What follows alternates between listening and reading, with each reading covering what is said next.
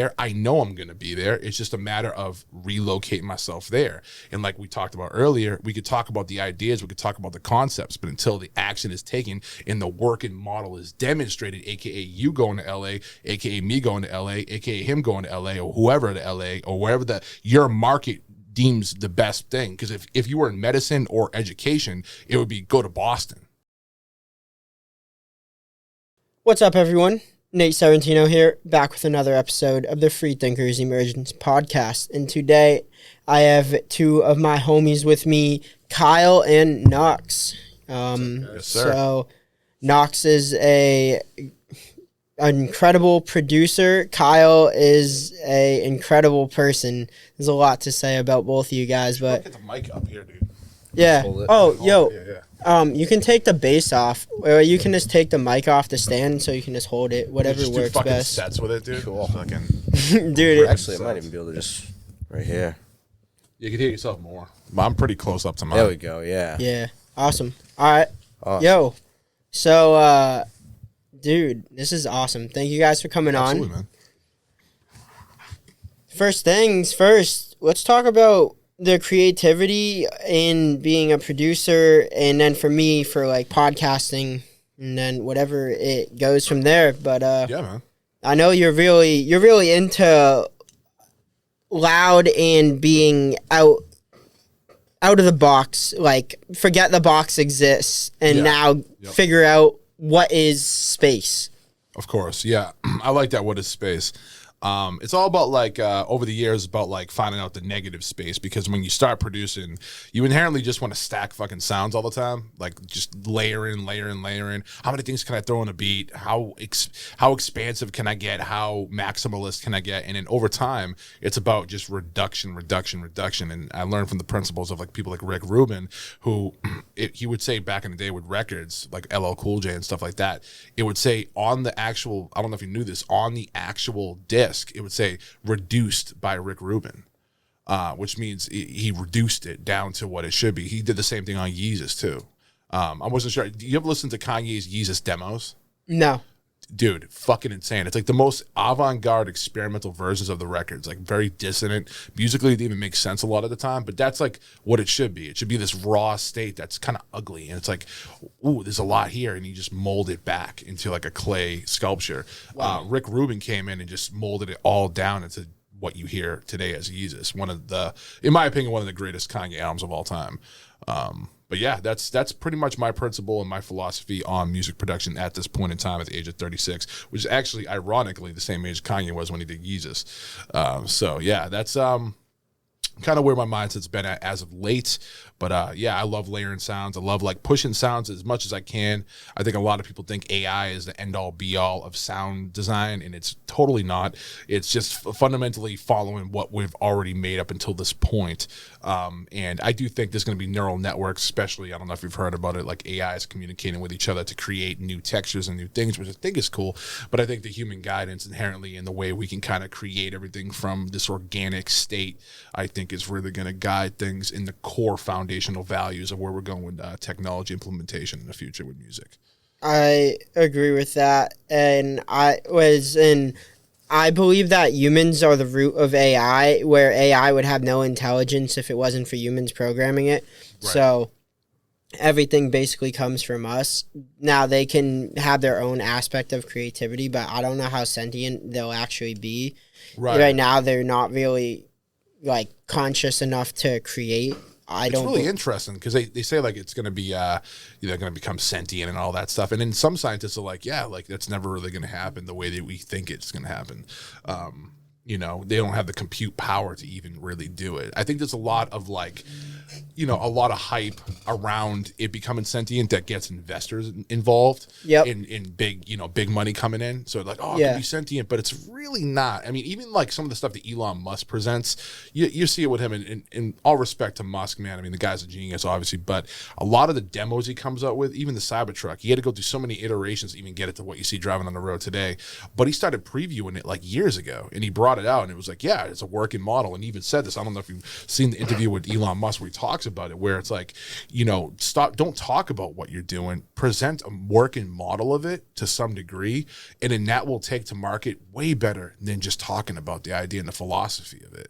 And that's why every single time, like he just previewed the robots, he had a conference where he brought the humanoid robots out.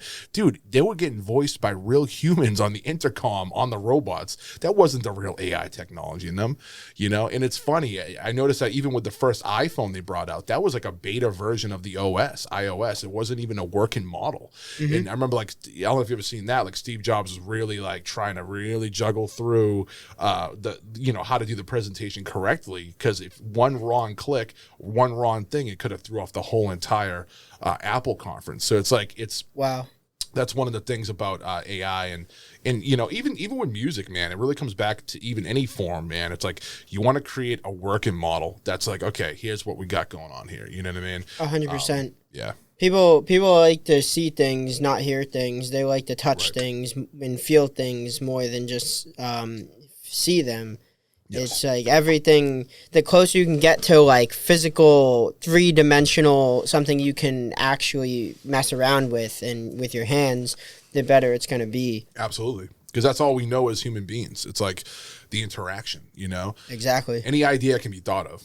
Yeah. You think of the craziest idea. I mean, even like clips, like that's still something that can happen. It's going to take a long time for it to manifest. Like you have the exciting moment where it's like, yeah, we can make this happen, but it's like, how fast can we make it happen? Yeah. And that's the tricky part, is like you really got to kind of like shoot for the moon, and you're probably going to hit a hill somewhere. You know what I mean? 100%. And once in a while you make it out, and that's it. Like, right. I really do live by the, you just put 100% into everything that you do, and all it takes is one time for it to go right. And this is like, I mean, you've worked with a couple of major artists at this point in your life. Was that aspect of going 100% into everything you do and then hitting it really good with a couple artists applied to that same rule? Oh, of course, man. I mean, like it was a photo I put up years ago when I was homeless and I was working off my laptop on a park bench in the rain. And I had a microphone like underneath the coat. Like I had my coat over my head on the laptop, and I was making beats.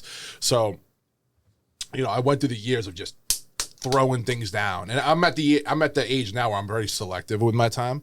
I don't want to just create a billion things, because I've already done that. I've already went through the data set of like knowing that I can do all that. Now it's about knowing, okay, when I do something, I'm going to probably commit to this.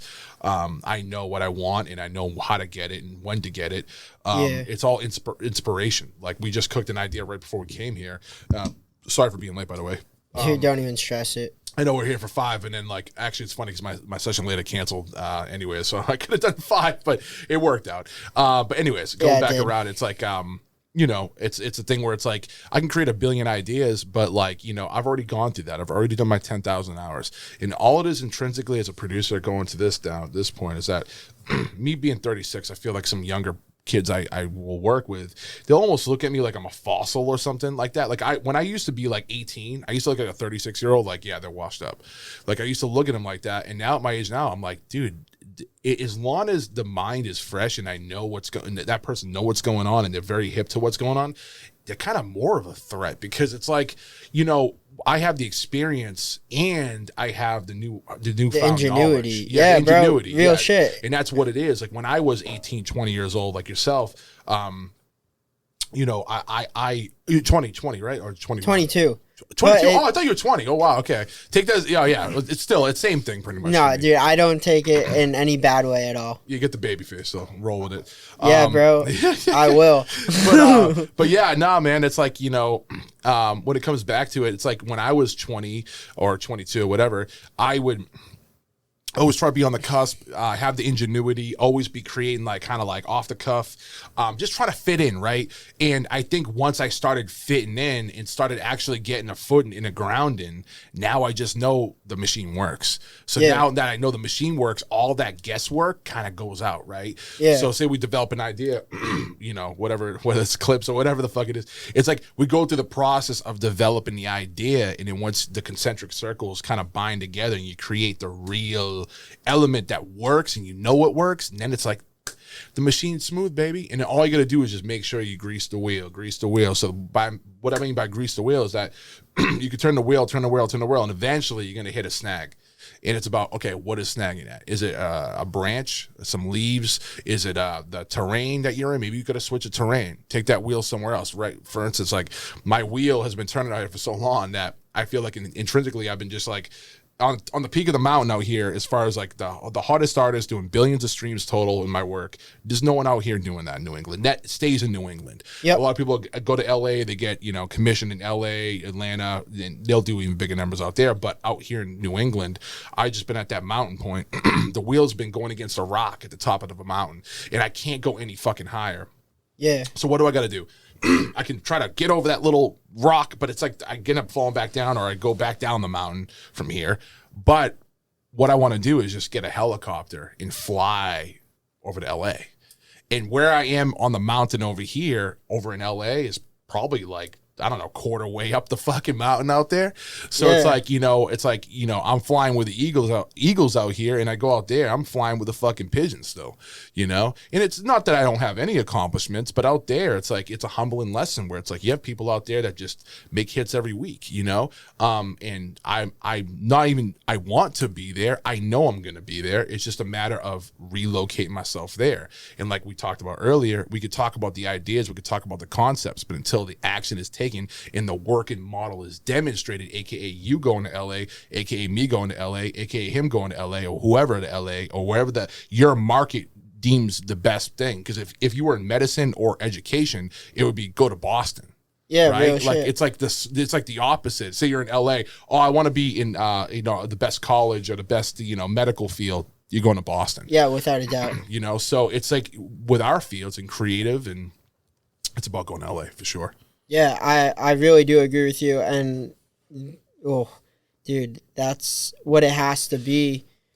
When you're working with anyone, you start building stuff, you communicate, you kind of...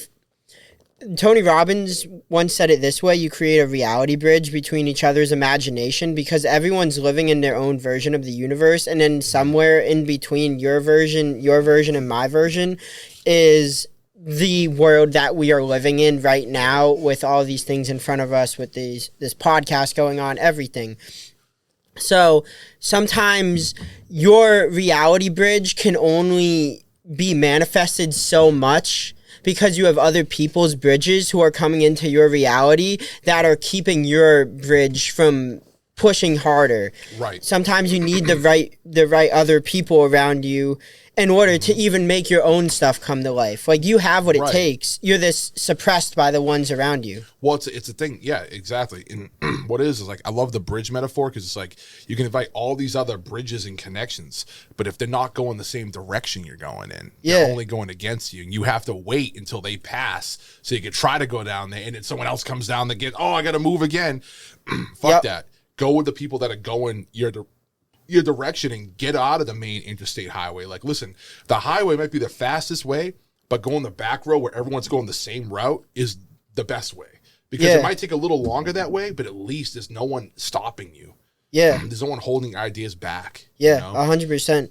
That's how what you just said, like, I felt like I was trying to take the highway here in New England for what I'm doing, whether that be originally diving into psychedelics, going to UVM, studying neuroscience, wanting to go into psychedelic chemistry, basically.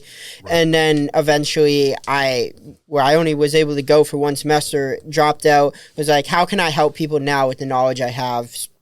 Targeting consciousness, mindfulness, stuff like that. Absolutely. Now create 3M's coaching. Now I've been making this course for a while. I have to re-record the middle section because I accidentally deleted it. The first and third section or units are recorded. It's like 28 lessons in total. It'll probably take someone about 3 months, 6 months. I gotta do like an ebook? I've started writing a book, but the course is videos and then workbook that goes along with all the videos. Gotcha. So that's cool, man. Thank you. Yeah, how does coming back to your thing, like you're juggling a lot. you know? And it's like one of those things that like you're doing so many things, and say you do this podcast and all of a sudden your mental health thing or one of these other things just goes through the fucking roof tomorrow. Like all of a sudden you just get 1 million orders and things just go out of control. It's like, whoa. It's like, then you just kind of found the thing that like really works the most. And most got to ask yourself, like, if that thing took off tomorrow and you had millions of dollars coming in from it, would you want to stick with that forever? Or would it be something that you want to delegate to someone else to keep making the millions and then just keep doing other stuff? I would probably delegate it. I already know what my like true thing is, and that's like psilocybin-based therapy. Like I'm really good at communicating and getting people to express how they feel, so they don't have to carry that dark energy around. You two got to connect on that in this. Yeah, that's where Kyle jumps in, man. Yeah, 100%. You should talk, man. You know, let's go, man. You know. I'm fucking spewing over here. Yeah, I'm dude. yapping. The psychedelic therapies, going to UVM, hoping I could make connections in Burlington where, I mean, there's some people who are into psychedelics there, but it's not as much as I thought I was gonna see. A lot of cluelessness in college, especially at a big university like UVM. I'd talk to people and the majority of them had no clue what they wanted to do. And I was like, what are you doing here? Like, who's paying for this for you? Like, I can't even afford to go to college, and I know exactly what I want to do and how to do it. And you're out here wasting your money and your time where you could be just studying stuff for free on the internet, be like, oh, this is what I think is cool, and then go somewhere. That's how I figured out I like psychedelics, by watching YouTube videos. It's like, simple as that. Some people just don't, especially at the age of college age, they don't grasp life in a sense of urgency. They kind of just riding along. They're probably still living with their parents. They think everything's just kind of taken care of for them. And I understand that because I was the same way. When I went to college, I was living with my dad and my grandpa. And, you know, I just kind of thought like, hey, man, I'm never going to have to worry about anything. And then come to find out, we had to get the fuck out of there. About a year later, my grandfather passed away. So we had to sell the house. He had debts because my mom ended up selling a bunch of his shit and got a bunch of credit cards in his name. My mom committed credit fraud on my grandfather by the tune of like $150,000 and put him into a hole. We didn't even know about this really. We just kind of were like living with him, and she was actually homeless. We had to kick her out. My sister got power of attorney. My mom, I used to hang out with her. You know, God rest her soul. She's passed away in 2013, but you know, she was the party animal with us. Like I had all my friends over the house all the time, and we used to take, you know, ecstasy together, smoke weed. Like my mom literally like enabled that. She didn't care. Like she used to go buy bottles for us. We used to get like fucking gallons of liquor. Used to just have like bitches over the crib, just make music. We made a ton of music together, and we had a rap group called Disciples of Ill. And yeah, so like I just was kind of riding life. I like that name. It was sick. When you're 16, Disciples of Ill is such a fucking gangster name, especially when it's like 2005 and like, you know, gangster rap's big. But anyways, moving forward, it's like a lot of people in the college age, they just kind of are riding life, and I didn't really realize or appreciate things until I had to get out and actually had to start paying my own rent and really have to manage that. And then I also, when I lost my mother, because even when I was paying rent, I could still go to my mom's. There was still a backup plan. It's like, as long as you have a backup plan, you're comfortable in a sense. I think it's all about making yourself uncomfortable so you can have growth. It's like going to the gym. It's like, you know, you go till failure. You know, because if you're just doing a set of 12 with low weight, it's like, dude, you're gonna get nothing out of that besides like going to failure with that low weight, at least, you know. And I think it's about that's really a thing of life, is you have to go until failure. You have to go until something breaks. And I think a lot of these college kids, they just kind of riding it up, but once they lose a parent, once they lose their footing, they'll realize it, and they'll realize whether they fucked up or not, and they can correct it or not, or they can fucking stay in a shelter and be homeless for the rest of their life, you know. But one thing about you have a really good mind and a really good mindset in workability, where you want this, you know, that hunger. That's something you are kind of born with, to be honest with you. Because even when I kind of had it, man, and I was comfortable and I was living with my parents, I still wanted it. I still wanted to make music. Like I sat with my dad. I got FL Studio in 2001, and I remember I played the demo songs that came with FL Studio, and deadmau5 had like a demo on there at the time. And I played it. I'm like, how the fuck did he do this? I don't know how he made this beat, but like in the beats I was making, they were cool, but nothing like that. And I'm like, I told my dad, I'm like, someday I'm gonna make you proud with this. And this is when I was 13. And this is 2001. So, like, wow. I'm sure you did the same thing with your parents, man. You're like, listen, I'm going to do this. And, you know, and I think LA is just another step for you. And, you know, it's awesome, man. Yeah, dude, I'm really fortunate. I mean, I paid rent over the summer, and I lived in this house with my sister and her boyfriend all summer. My parents were at their house at the Cape. So I've had a very fortunate, like, growing up.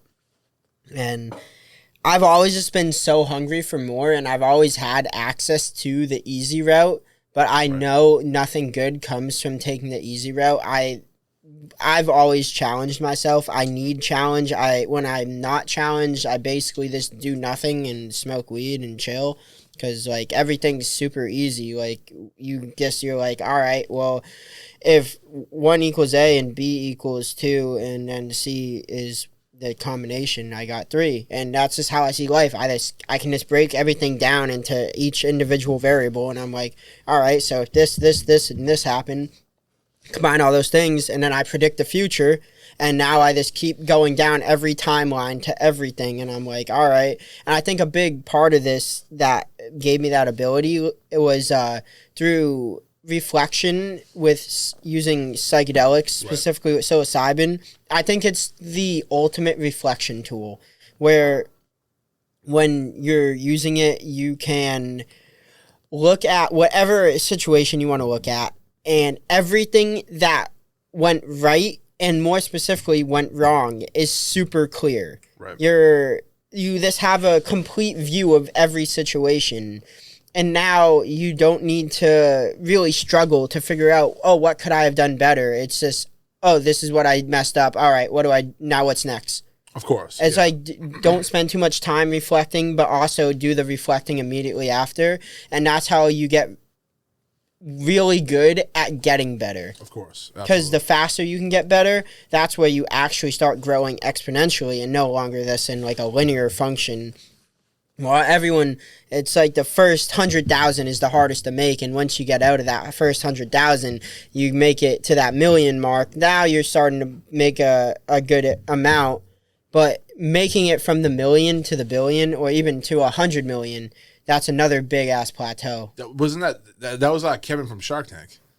You seen that? Like, he talked about in that context. Really? It's like the 100,000, the million. He talks about, like, you know, he's like, I never won that Billy. Yeah, man. And, you know, and then you get to the top of that, you have like 100 billion. You're like, I just want to be happy. And because, like, at the end of the day, money's great, and money, you know, but like, here's the thing. It's like, with good money comes good ideas usually. Yeah. You know? You have to execute that, right? Because a lot of people that just inherit money too. Like, there's people out there that just get a windfall of money. Yeah. And they'll end up spilling it all and fucking dumping it all into nothing and just not doing anything with it because they don't have any good ideas. Like me, I'll spend $8,000 on a synthesizer, and some people are like, why the fuck would you buy that? Like, you don't need to do that. You can just go on the computer. I'm like, no, because I'm going to make some really good shit with this. And I know this is going to create more product. This is going to make a product that not some kid can just go on a laptop and do. Because believe it or not, hardware synths, I don't care what producers want to say, they sound way better than software. I can literally tell when someone's using software nowadays. Even as this guy. Yeah, no, it's the difference is night and day. It really is. Because I'm so VST oriented, so to compare the two is just, it's night and day. That's crazy. I believe it. You get like the whole dynamic range, and the thing that Nox has told me over the years is like with VST, it's like VST is the virtual. The sine waves you're getting a pure sine wave from analog synthesis. Yeah. Interesting. Yeah, it's mad cool how much you guys know about when you start diving into it. Oh yeah. I love meeting people who know a lot about the thing they care about, and it takes a bit to gain that. Like, we talked about the 10,000 hours earlier, and I put in a lot of time into studying how the brain and how consciousness work. That's what I spend my time doing. So when I observe other people, I can immediately figure out, okay, this is why they do what they do. This is why they think how they think. Right. And once you figure out how to use your mind, you basically just become invincible because you're unstoppable, you're undeniable. You just have all these mindsets that allow you to flourish, whether it's not being fearful of anything or being limitless. Like all these little things, and you add them all together, eventually you just become like, what even is this? This is like, this doesn't seem possible. It's funny because it was like, it's one of those things that like on a podcast, you want to like just have the factual name of it. And maybe Kyle knows what I'm talking about, but there was a study done in like the late 70s, early 80s. I forget exactly when. It was around that period of time. It's actually, what is it? Unclassified at this point piece of documentation from, I believe, the CIA. You're talking about I think it's the gateway method. The gateway, I believe, yeah. You pretty much have it. The gateway method, I believe. But you can probably look up gateway, CIA, late 70s, early 80s, something like that, and it will pop up. And do you know about this at all? I know a lot of CIA experiments, bro. So okay, I feel like you do. So what it was is like it. you can basically tune your mind to go to the circadian, like your rhythm of the heart. And there's a way you can actually like channel in. I'm paraphrasing this terribly, but if you look it up, you know what I'm saying. And he actually did an experiment that you can have enough power to be able to like control the world. It's like a crazy. I'm paraphrasing this extremely so because I haven't read about this in a while. Yep. And that information got kind of rusty in my mind, but it's there. Go look it up. I think it's the gateway process. The gateway process. Gateway process. Yeah. If you look it up, it's insane. It's like it'll blow your fucking mind. Do you know what I'm talking about? No, but I will one day. Yeah, I would literally look it up today. It's one of the most insane things I've ever. It's like one of those things that like is so fucking insane that you kind of just forget about it because like it's almost like that's true. How like nowadays everyone's like, you know, how many times like every other week you hear about an alien being discovered now, like you see a mothership or some shit like that. No one gives a fuck. No one even cares. Like, don't you think that's fucking crazy? Like, we went for so long, like people freaking out about a UFO in the sky. Oh my God. And as soon as it's actually revealed that there's like clusters of like supposed alien colonies, and it's showing like they're literally coming out in the news. The mainstream media now is coming out showing these structures and showing these things. Everyone's just kind of like blind eye. It's like, what if they came out about Bigfoot today and said, oh yeah, we found him? I feel like no one's gonna give a fuck. Yo, for real. It's crazy. Like us as human beings, we like when there's mystery. You know, We as do. soon as something's figured, it's like some wicked bad bitch, and you just want to fuck her wicked bad. And as soon as you fuck her, you're like, okay, cool, I fucked her. Like, Yeah, literally, you know, bro. like you know, Dude, you said it so well. that's what it is. It's like that's that's a facts. very layman's way to put it, but that's really what it is. Yeah, the art of being mysterious is very, very seductive, and it is attractive for that matter in everything, not just people. So whether it's an idea, like people want to know about Bohemian Grove. Have you heard of that? Oh, of course. Yeah, absolutely. So like it's very mysterious. Like, what are they doing out in the woods? Oh my gosh! Like, are they sacrificing people? Like, what? And so there's all these people who are like diving down the rabbit holes online. Some people even venture out there and like secretly videotape You see that stuff. guy on YouTube that put up like he went out there on a canoe with a fucking frying pan as a paddle board, and he fucking like He was like one of the first ones to do it too. That's wild. No, I haven't. He put up multiple videos, and then he actually got some like DMCA takedowns, I believe, on some of the content. But yeah, he went there. He was right outside the outskirts, and he went there also when there was no one there. So he went there like when it was shut down, and like the lack of security was insane. Like it was just like he was just roaming around the fucking camp. No one even saying anything to this guy. It's like you'd figure there's a couple trail cams up there. Like it Right? just seemed like, I gotta be honest with you, it seemed a little fishy. I feel like sometimes like, and maybe I'm wrong, maybe I'm right, but I know I'm right in some instances that controlled opposition is a very real thing, where it's like, I agree with that. you know, like maybe they have this guy be the guy that's trying to break into Bohemian Grove. So the people that actually want to break into Bohemian Grove, They don't do it now. They don't do because it someone did it. Yeah, someone did it, and I think that's a very real thing. The fact this guy can walk around and there's not one trail cam in a place that has some of the richest people on earth blows my fucking mind. But yet there's a guy in Vermont recently that had a trail cam that caught some Taliban-looking motherfuckers coming over the border in his backyard. Bruh. It's a little weird, right? It's a little strange. Dude, that sounds so crazy. Wow. Yeah, no, it's very real, and it just, you have to ask those questions, like, why is that the case? You know, I know it did seem a little easy. Like he didn't, very little struggle. I mean, the fucking canoe in the frying pan was like the most struggle, but like, yeah, now talking about it, it's almost like they did a Mad Lib with the story plot. It's like, all right, well, he's gonna use insert this in there. And some guy's like frying pan. Like it's like it creates like a sense of like we're talking about the frying pan, and like you haven't seen this guy yet, but now it's like the frying pan guy versus like if everything's just straight and arrow, it's boring. No one wants to remember that. The shock value too. The shock value mixed with like random shit. It's got to be a mixture of both. It can't be too chaotic. It's going to have like one or two elements that are just way out of line. But then it's saying the same story that you want to be entertained by, though. 100%. That is such a great point. I try to do that with like my life for real. Yeah. Like I try to, I like the consistency principle because it allows people to look at you as sane. For a long time, I'd change my beliefs so often because I kept learning so fast that I was like expanding so rapidly. Like I'd be like, one day I'd believe in full like Christianity, next day I'm like, oh, I think Buddhism might be the way now, and then all of a sudden I'm like, whoa, what if I combine all these religions into one, and then I just like use a little piece from everything and just make my own religion.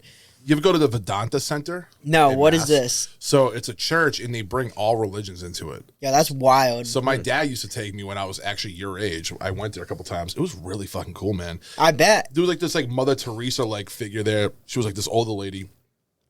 Super fucking chill, and just sat there like all welcoming, like very just like wind chimes going off in the background. Probably had this incense burning. It was like super fucking chill, man. And it was like everybody from all different ethnic backgrounds, religions, all came and just listened to this lady talk about life and fundamental principles, and it was really fucking cool, man. Honestly, and I kind of want to go back there. I don't know. I don't even know if they still have it going on. I'm sure they do. I don't know if she's still around, but yeah, no, it's crazy, man. It's called the Vedanta Center. I mean, when people talk about this whole one world religion, one world government shit, like I don't look at it as like a full like communist socialist regime, like a coup of like these world leaders. Like if they really do start pulling everything together, I'm not gonna stop them. Right. But once it's together, I'll just take it over. Of course. Like absolutely. But I think getting everyone under one flag that says we are the planet Earth, I think that would be great. I do agree. I think there's a middle ground to it, obviously. I think a middle ground to everything where it's like you don't want some corrupt power at the top you don't. of that, you know, and with something like that, it could be an immense amount of power to the people that are creating the legislation of some sort. So like, how do you create that legislation? Is it like a commune? Is it like some type of gathering of some type of congress of the people? How does that all work? Is it like 128 people representing every a United Nations of some sort of the world to create the laws that all and I feel like even with that, like you're gonna have disagreements, and with immense power, that's where wars come from, Yeah. So it's like it's difficult. I'm not saying the system's perfect. It's fucking far from perfect. And I don't believe this is the way either. But I just think no matter what, man, if you get to that point, to make sure it's like muscled into place that things are going to remain a one world government, one world religion, it takes an immense amount of power to do that, to suppress anyone that wants to be a detractor from that. Yeah. And it could be very corrupt based on that principle. I also believe, in my opinion, I believe humans intrinsically at the core often are very destructive. We're very destructive creatures, man. We're very we take advantage overall as beings. A lot of us will take advantage of an opportunity. If like you have an immense amount of power, I've seen it even with artists, man. I've like, dude, he's seen it, man. Being in my studio, like I've worked with artists and done songs with them, did 40, 50 million streams, and then all of a sudden they just turn into fucking the devil. They just turn into like a piece of shit, like someone I don't even want to fucking talk to. And really, and that's wild. Oh, it happens all the fucking time, dude. Once numbers and money get involved with anything, I was gonna say, is it character? Yeah, is it money or is it power? Well, it's both because, like, it comes kind of both kind of come with each other with an artist's career, especially. And I think money and power kind of like really shake hands often. Yeah, I just noticed like, and what will happen is like, I'm not going to say names, but there was an artist recently that came back around. I haven't worked with him for a couple years now because he became a fucking prick and I didn't want to work with him anymore. And, the numbers didn't make sense for like what I wanted out of the situation anymore. It became a leverage point of him being like, oh, well, I can get these many streams, so your number gets taken down now. It's like having yeah, exactly. It doesn't really make sense. And I hopped out, and then he came back around recently and apologized, but that's after his numbers have gone down. His powers came down now, so now he's like, all right. So I'm like, all right, I'm going to work with you again, and I put out a warning. I'm like, this is the last time I'm going to do it. I'm going to give you another chance here. Now that you know that, don't do that again. And what's to say that maybe he'll get to that level again, and then maybe he'll understand that. But what if he gets higher? What if all of a sudden Sabrina Carpenter wants him on a song, or some crazy big artist? Is that a different level he doesn't know yet? That principle is going to be shaken up again because again, it shifted a little bit out. He went from the top of that mountain to another mountain. Yeah. So like maybe we know that terrain, but this new terrain's a new terrain. And I just feel like, come back all the way to the concept of power in general of a one world religion, one world government. It's like these people, that would be a newfound power at that point because they have so much control that they would have to know what the destruction of humankind would be before they would maybe. Most people couldn't even conceptualize that though. They're like, the issue is people can't conceptualize what real power feels like. So when they get real power, they never thought about what they would do if they got real power. And now they are just taking advantage of it. But if you knew the whole time, I was already that powerful and I was just in training for my role. Like imagine you have the orchestra, or in your case, you're the producer or the master mixer. You got everything, all these different pieces laid out, whether it's vocals and beats or whatever. I don't know all of it. But you got to be that person who can put everything in its place, which that is real power, but you don't overextend your power saying, oh, yo, you're this not good, so let's like get out of here. Right, exactly. It's interesting because like there's been times up until this point in your life that you've had a power, right? Like whether even excuse me, me myself, like I'll go into the Kava bar or I'll go to some location where people know me, like a Webby show or something like that. Mm-hmm. I feel very powerful. Like I walk in there, people kind of like, besides the security guys, they're fucking assholes. Dude, that was so funny. Dude, oh my God, that got me, like, as far as my pissed meter, that was like a newfound pissed meter. Bro, I was like, no way they're doing this to you. Yeah, it was insane, man. I felt like I was fucking, I was going to say something that I don't want to, some joke. But anyways, I just felt unwelcome by them. But anyways, I go into those places and like, I know, Nox, everyone's like, Nox, and it kind of creates a sense of power where it's like, when you're not used to that power, and like, you could think you're great, but then when you get a little bit more acclimated to like a new sense of it, and you're not acclimated yet, it could be fucking scary. It's like, people coming up to you, shaking your hand I used to go to beat battles and I used to want to work with someone like Webby. Like my whole youth, man, I was like, I want to work with Webby. Now I go and hang out with Webby and we're just shooting the shit at his fucking show. The levels change. And it's like, where is the peak? It's like, you know, until you get to a point like my friend Louis Bell, he's out in LA, he works with Post Malone and stuff like that. I mean, that's to me the peak. Like, you've been at the peak. You've had #1 hits 10 times, and you know, how much higher can it go? At that point, you're just comparing apples to oranges with Michael Jackson and stuff. And then you could still look at that like, okay, I'm not Quincy Jones, or I'm not this you know. It just like, it really is interesting because like, I feel like no matter what, you get power, like you have power in certain situations that you know what it's like to be the most powerful. You know, in that room, like in a Webby concert, like I am one of the most powerful people there. You know, I'm the guy who, besides him, I'm part of his inner team of the audio being made and the songs being created. You know, when you're hanging out with Breno and I or whoever, you have more power because now you're affiliating with people that are kind of running shit out here. You know, you have like a media thing going. He has a clothing brand that, like, you know, I'm not going to say I connected everything because I haven't, but I have connected a lot of people his way, and rightfully so, because I think Breno's an amazingly talented individual. And I want to connect people that are amazingly talented together. I think it only creates great things. And it also shows, and that demonstrates people when they have corrupt power in their mind and they want to use it in a negative way, they'll just take advantage of me connecting one dot to them and they'll just walk away. And I'm like, all right, that person isn't really for the big picture of us. They're for themselves. So I think there's those two differentiating factors of humans, where it's like some people just in it for themselves and some people are in it as a collective. And that's way rarer than the latter. You really you think it's rare to find people who are in it for the collective? Yes. Wow. The thing is, like, a lot of people don't want to acknowledge their upbringing. So, like, for example, an artist can start off with 10 listens, 10 streams, and get to the point where they're getting 100 million streams. And if they're not sitting there remembering who was there with them when they had nothing, when they are at the top, they're gonna be a fucking asshole.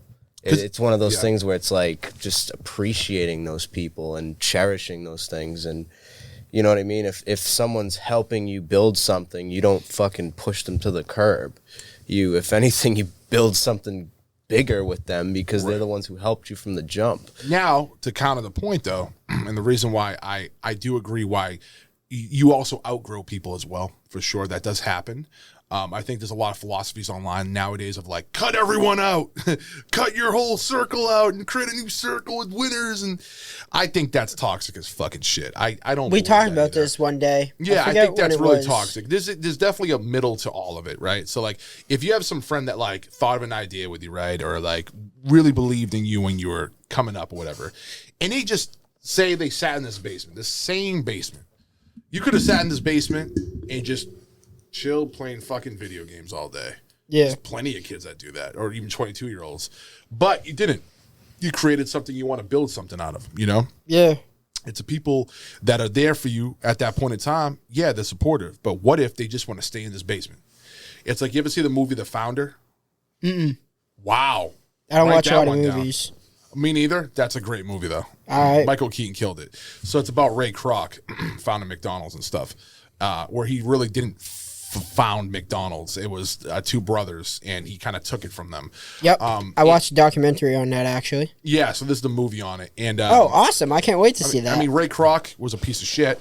And I think with business, a lot of people kind of, you gotta do piece of shit things sometimes. I think there's also a line there. There's all morally subjective at points, right? So there's no like law of like, you gotta be this way morally.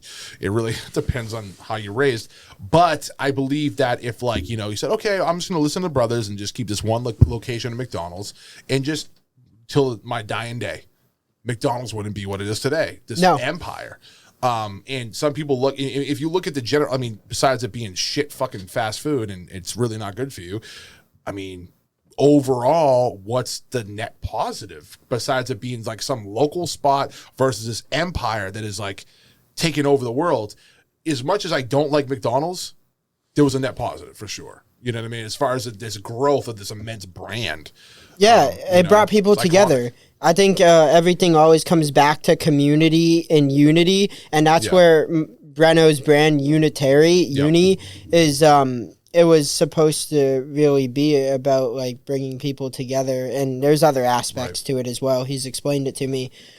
Well, anything that brings people together, I think, will have a net positive, and that's why even religion, and something, I don't really believe in religion. I believe in like ideas and stuff. Right. Religion, you build these lines and then you block other things off, and once you start blocking other things off, the unity now becomes separation. And when it's okay to have individualism within the big oneness of everything and everyone. Right. However, you need ways to bring these individuals back to the one, where you have companies like McDonald's or Breno's Unitary Mind Savior Services, and then you making music and making beats and bringing artists and other producers together. Absolutely. It all revolves around oneness. Absolutely. And yeah, it depends on, like I said, the moral high ground of whatever individual is conducting that form of power. Is it all really?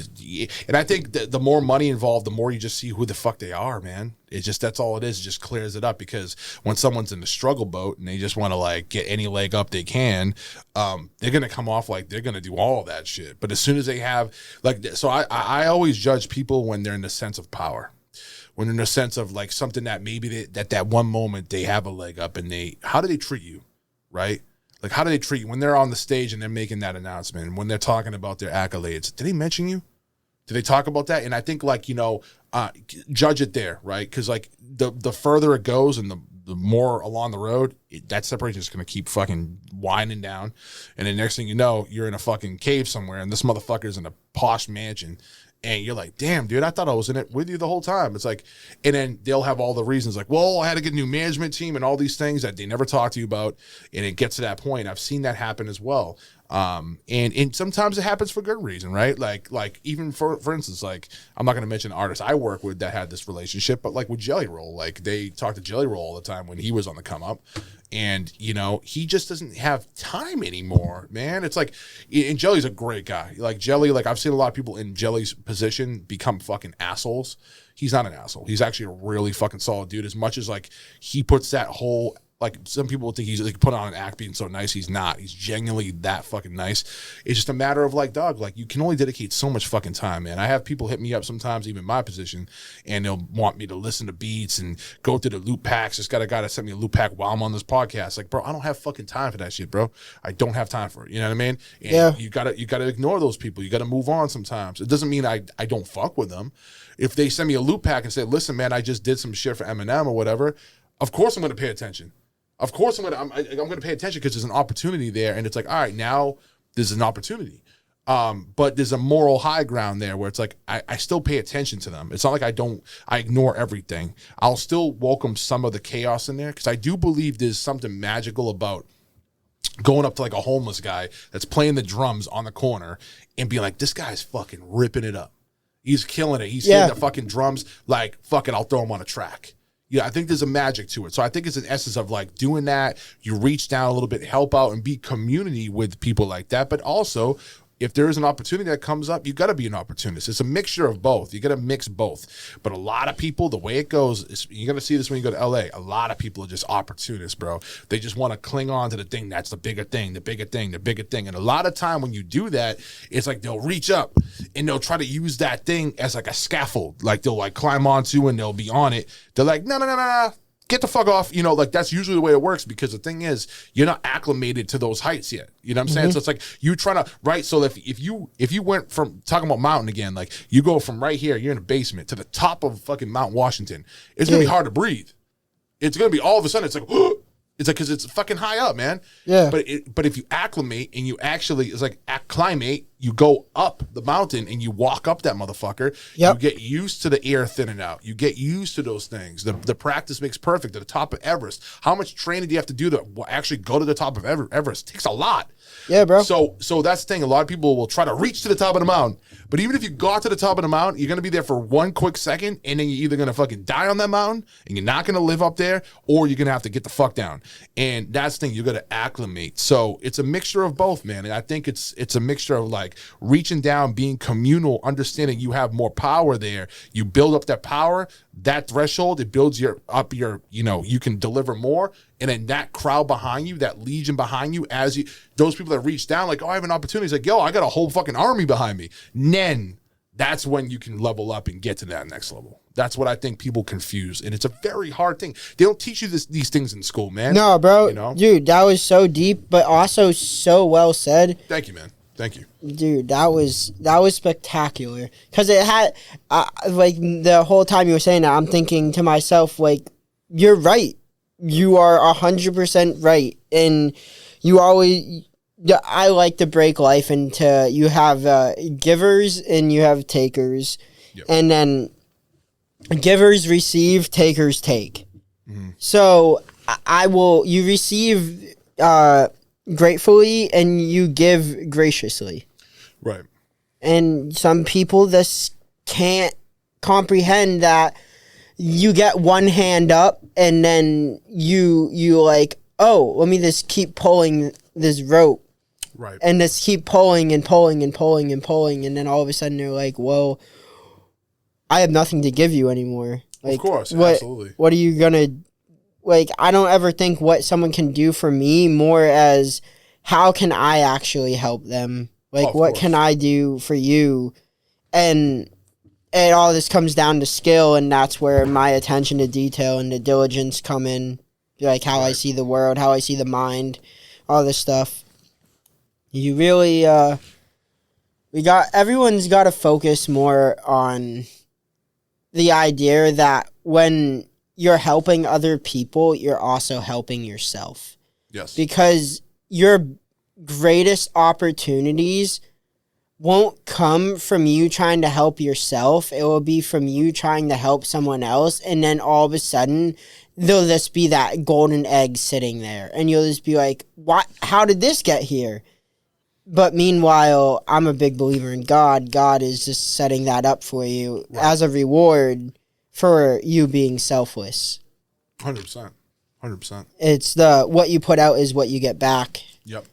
Yeah, I think, well, I mean, not equally. I mean, like, I do think you get things back. I think a lot of the time things can really, like you said, you can give too much. Like, I knew a chick that I grew up with that gave way too fucking much, man. I mean, every time I talked to her, she always wanted to help me, and how was I doing? How was my life? And then I'd ask her about her life. She's like, yeah, I'm not really, things aren't going well, but she would like kind of brush it off. And she was a fucking whore, man. I mean, she fucked every guy in my goddamn high school. I mean, I clapped it a couple times. I mean, it is what it is. But like, besides all that, like, she had a fucked up life, man. Her parents just didn't believe in her. I think she got raped when she was a kid, shit like that. And then, real painful to see. And, man, she gave too much, man. Kept giving and giving and giving. She had nothing, man. She's broke. Just sending this fucking Section 8, man. She ended up getting fucking the HIV down the line. She became a meth addict. She's just fucked up, man. Cancer, whole nine. Just like one of those, like, just every time you talk to her, it's like, this is what's going on in my life, and everything's a fucking depression bubble. But it's like, how are you doing, though? It's like, how are you doing? Like, fix yourself, bro. Like I don't know what, what I'm saying? It's like, well, these are those people that, like, instead of focusing on their own life, they're more invested into other people's life. I just posted a short on this, and I just love this topic because it's when you're trying to live someone else's life at that point. Like, you're like, oh, but how's your life going? So I can just get out of my body and just go into yours and pretend I don't even exist anymore. Like, fuck, like, this Section 8, not even a thing. Yep. Like, let me just, like, move my mind into something else. Right. Yeah, it's like a form of escapism in a sense. Real, yeah. Well, that's you can spend your whole life in jail, and mentally speaking, you can just imagine you're off on an island in the Caribbean. Absolutely, dude. It's the power of the mind is very powerful, and if you use it the right way, you can get your way out of New Hampshire to LA and then find yourself on stages public speaking. And that was my whole plan for going there: network, build relationships, and just have a good time and experience life. I haven't been. I feel like I've been preparing this summer for this in my level of experience, but I feel like I could do more. Mm-hmm. Absolutely. I mean, it's funny because when I was your age, I had a thing on my computer. My desktop background was LAX airport. And I was like, I'm going to go to LA this year. And I just never did it. You know what I mean? And I just was like, I think my purpose said I can do something out here. And I did. I did do something out here. So I have no regrets of me staying out here at all. Actually, I'm happier I stayed out here. I ended up going to LA with good company. Went out there with Atlantic Records a couple times. I was in a room with Boy Wonder. First time I ever went to LA, I was literally working with Drake's producer. So it's like, it worked out. I didn't have to work my way up in LA. It's like, so I can come out there with a level up. I wouldn't have got that if I went out there right off the bat. Now I might have hit it off. I know a lot of people that go to LA and don't do shit. A lot of people that have all the drive in the fucking world, they go to LA, nothing really happens. It takes a certain amount of really the right time, right place kind of mindset, and also just having the mindset, right? Because it might not be the right time, right place in that specific place that you think it's going to be in, but it could be you going down the street to some bar, some piano bar, and seeing some fucking random person playing the piano, and you have a superstar there or their management, and then you're connected with them, oh, what do you do? You have the accolades, be like, yeah, I'm Nox. I've done, a couple platinum records, shit like that. And it's boom, then it connects. You just never know how the fuck it's going to happen. And what's interesting is that it always happens in a way you never expect. I don't give a fuck, dude.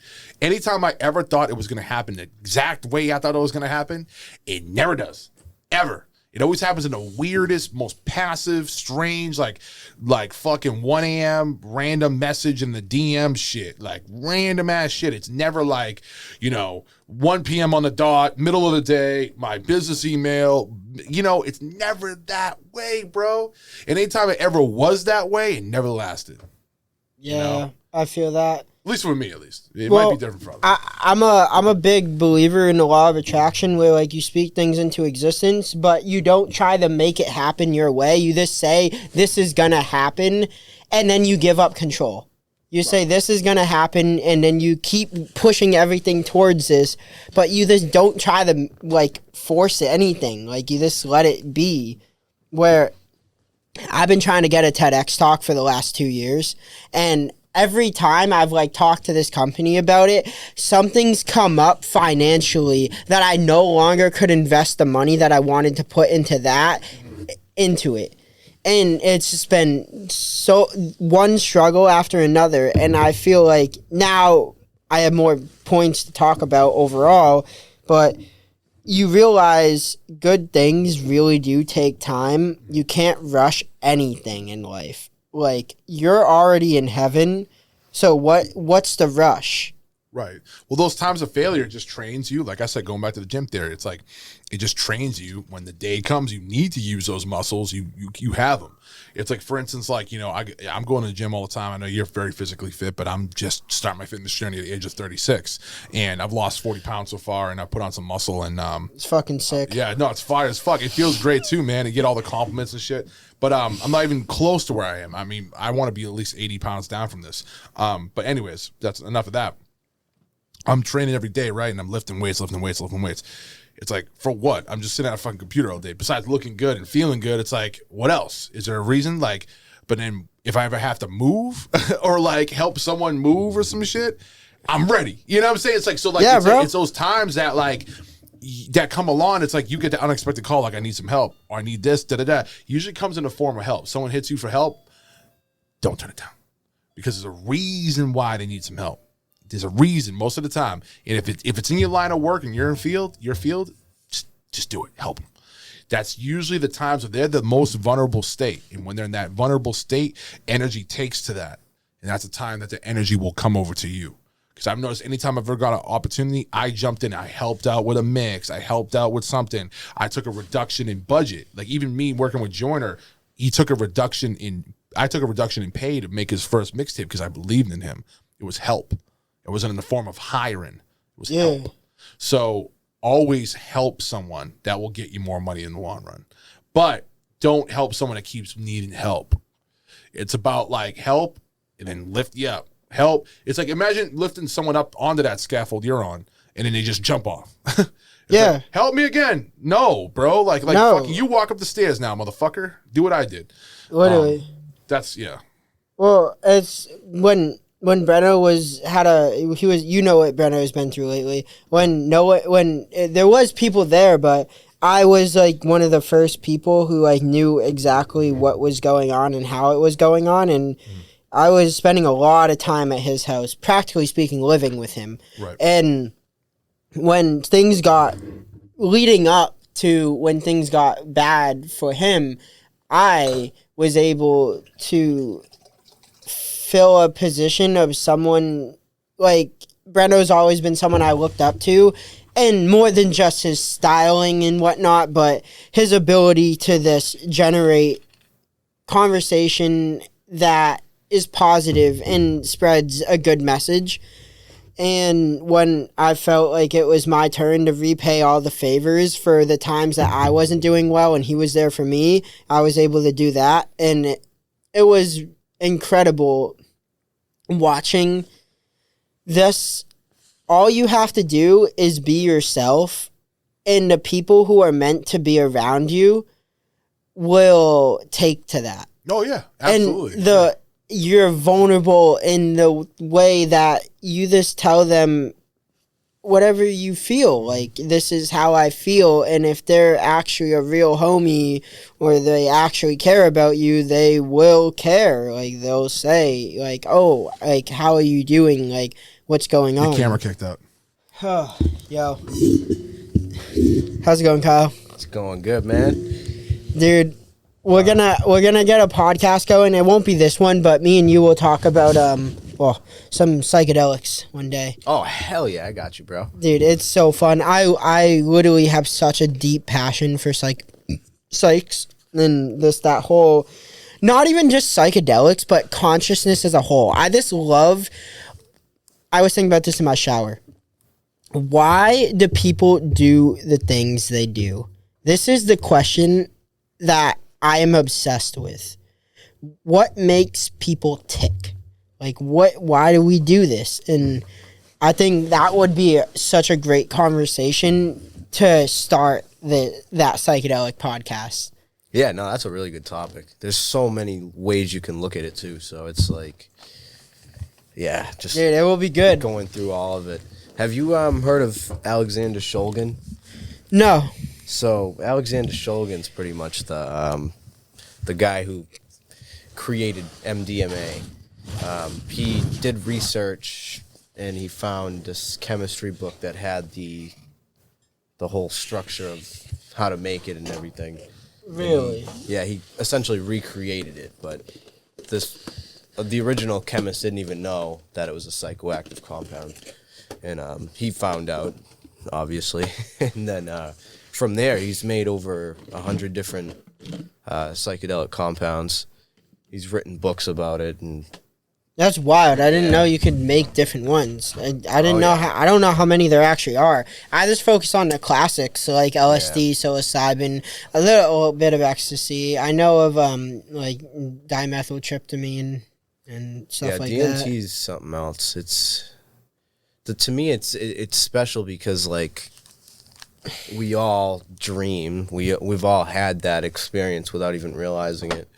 So it's just, and even being conscious to me is essentially like hallucinating. Well, yeah, from the perspective of neuroscience, is reality is a controlled hallucination. You have your 5 major senses, and then whatever extra sensory like perceptions you can grasp. It's different for everyone at that point, but you are a brain with consciousness that lies in, I believe, in the pineal gland.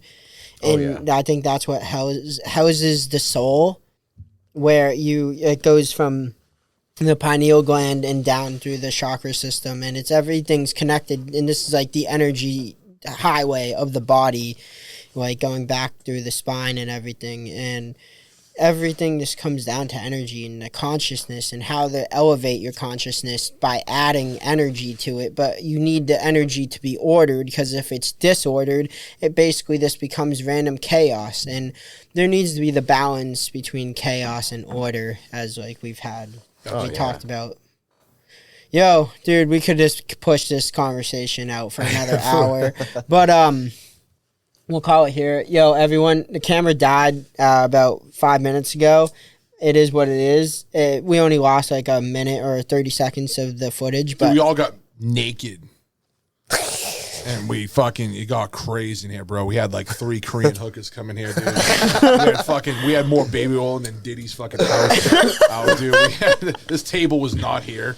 So we had to recreate all of it. We're back. Yeah, this took a hot second, though. Hell yeah, it was a real hot second. Yeah, I bet.